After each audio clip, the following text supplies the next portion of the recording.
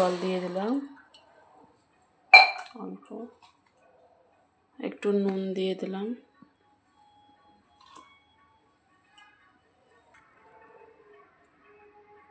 কেটে ধুয়ে রাখা মূলো শাকগুলো এবার দিয়ে দেব।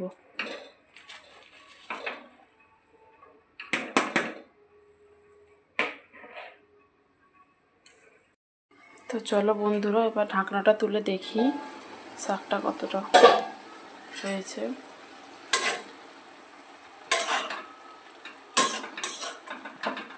তো দেখো আমার শাকটা সেদ্ধ হয়ে গেছে। এবার শাকটা আমি ঢেলে নিব। আমি শাকটা ঢেলে দিয়েছি, এই যে শাকটা ছেঁকে নিয়েছি। এবার আমি কড়াইটা গরম হয়ে গেছে, কড়াইতে একটু তেল দিয়ে দিব।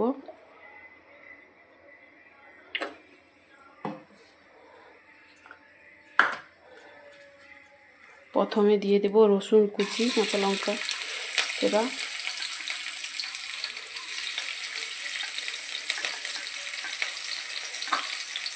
তারপরে একটু পেঁয়াজ কুচানো,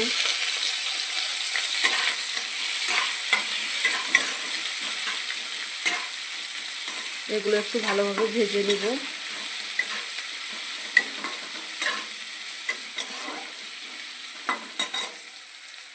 দেখো আমার পেঁয়াজটা একটু হালকা ভাজা হয়ে গেছে।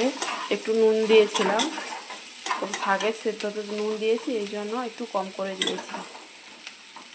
এবার আমি শাকটা দিয়ে দিব।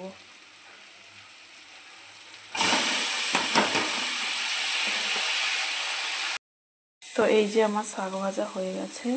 নামানোর সময় উপর থেকে একটু সরষের তেল দিয়ে দেব।